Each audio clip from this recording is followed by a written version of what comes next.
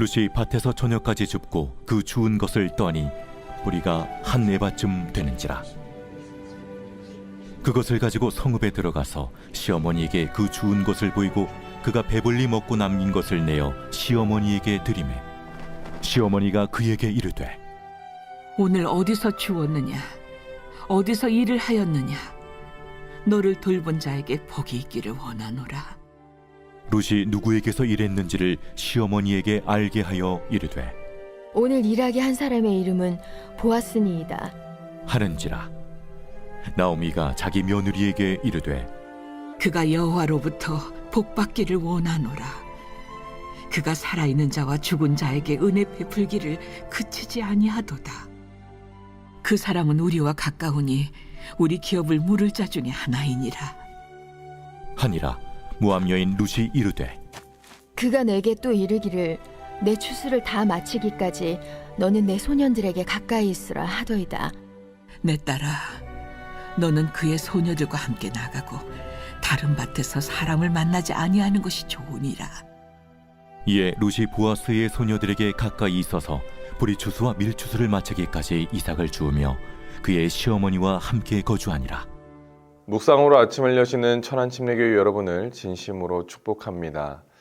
한국교회가 지금처럼 자리 잡기 전에 많은 사람들이 교회에 오는 것을 즐거워하던 시절이 있었습니다. 그때 교회는 단순히 예배만 드리는 공간이 아니라 사람들이 쉽게 접할 수 없었던 문화와 나눔이 있었던 따뜻한 공동체였습니다. 먹을 것과 볼거리 그리고 사람의 온기가 넘쳤습니다. 여러 계기를 통해서 교회에 발을 들인 사람들이 있었습니다. 처음에는 신앙 때문이 아니라 볼거리, 먹거리 때문이었을지도 모릅니다. 그런데 그 자리에 머무는 동안 사람들은 은혜를 경험하게 되었습니다. 예배를 드리며 마음이 열렸고 말씀을 들으며 삶이 변화되었고 기도하는 동안 하나님을 만나게 되었습니다. 그래서 사람들은 시키지 않아도 수요, 금요, 새벽 예배까지 스스로 교회로 나와왔습니다. 은혜를 경험했기 때문입니다. 오늘 본문에서도 비슷한 이야기가 나타납니다. 룻은 모압 여인이었습니다. 이스라엘 공동체 안에서는 철저하게 이방인이었고 사회적으로도 여인이었기 때문에 아무런 힘이 없는 존재였습니다. 룻은 권리도 배경도 없었고 어떤 보호도 받을 수 없었습니다. 이때 보아스는 이방 여인인 룻에게 아주 각별한 호의를 베풉니다. 보아스가 종들에게 룻이 이삭을 주울 수 있도록 명령합니다. 그 결과 룻은 첫날에 무려 한 에바, 약 21리터에 해당하는 양을 얻게 됩니다. 하루 먹고 살기도 어려운 상황에서 거의 한 달을 버틸 수 있는 엄청난 양을 하루 만에 얻게 된 것입니다. 룻이 이 은혜를 받을 자격이 있었습니까? 없었습니다. 그녀는 이방인이었고 여인이었습니다. 그녀의 상황을 조금만 더 현실적으로 생각해 보면 아주 위험한 상황이었습니다. 고대 사회에서 여성은 보호받기 어려웠습니다. 이방 여인은 더욱더 그랬습니다. 이삭을 줍다가 폭력을 당할 수도 있었고 억울한 일을 당해도 하소연할 수 없는 상황이었습니다. 잘못하면 도둑이라는 오해를 받아서 생명을 잃을 수도 있었습니다. 그런데 그 위험한 자리에서 룻이 보호를 받습니다. 시어머니와 살아갈 수 있는 길을 얻었습니다.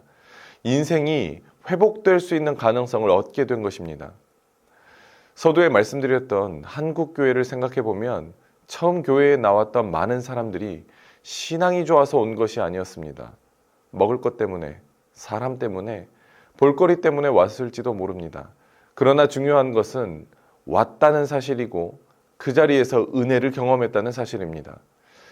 룻은 단지 살기 위해서 밭에 나갔습니다. 그러나 그 자리에서 예상하지 못한 은혜를 경험하게 되었습니다. 우리도 마찬가지 아닙니까? 큰 기대 없이 하나님 앞에 옵니다. 나름대로 버텨보려고, 살아보려고, 무너진 것들 세워보려고 예배의 자리에 나옵니다. 그런데 하나님께서는 그 자리에서 우리를 만나 주십니다. 우리가 예상했던 것보다 훨씬 크고 풍성한 은혜를 부어주십니다. 룻에게 21리터나 되는 엄청난 이삭을 주신 것처럼 우리에게 풍성한 은혜를 부어주십니다.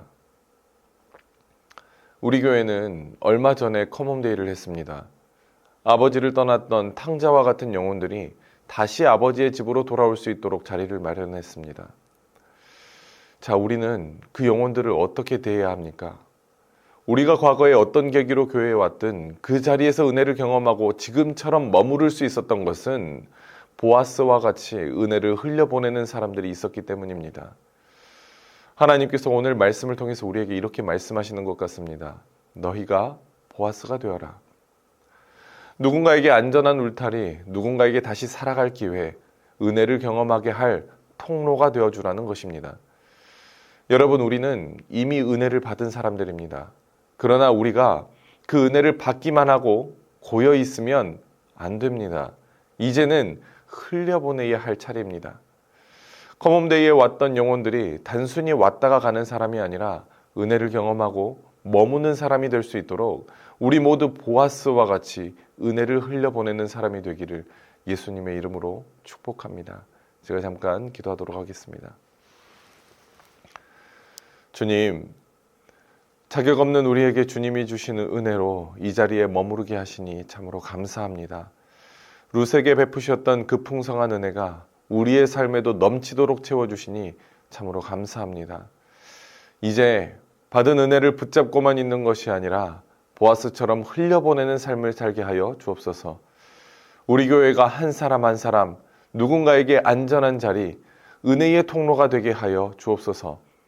컴홈데이를 통해서 찾아온 영혼들이 그저 스쳐 지나가는 것이 아니라 하나님의 은혜를 깊이 경험하고 머무르는 사람이 될 수 있도록 우리 모두가 따뜻하게 품는 교회 공동체가 되게 하여 주시옵소서. 오늘도 우리를 통해서 하나님의 사랑이 흘러가게 하실 주님을 찬양합니다. 살아계신 예수님의 이름으로 간절히 기도드렸습니다. 아멘.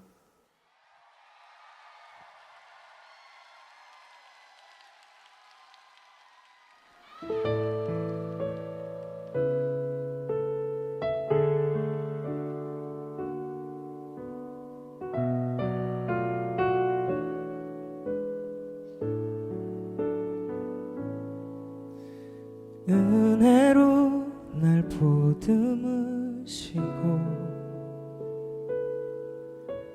사랑으로 품어주셔도 내 마음 한 자락도 지키지 못하는 이 모습 부끄럽습니다. 따스한 곁을 내어주신 주님 앞에 나아갑니다. 표현 못할 긍휼로 나를 붙드시는 주 이름만 바라봅니다.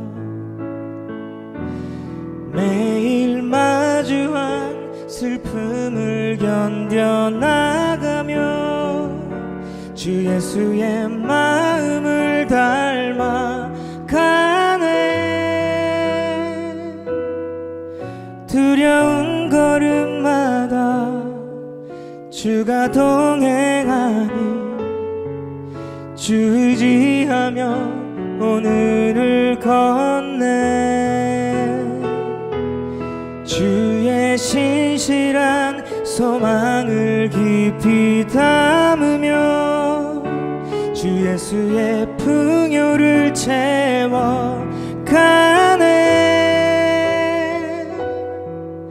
하나님의 자녀로 명예 지켜가며 깊어진 삶을 주께 드리네. 매일 마주한 슬픔을 견뎌나가며 주 예수의 마음을 닮아가네. 두려운 걸음마다 주가 동행하니 주 의지하며 오늘을 걷네. 주의 신실한 소망을 깊이 예수의 풍요를 채워가네. 하나님의 자녀로 명예 지켜가며 깊어진 삶을 주께 드리네.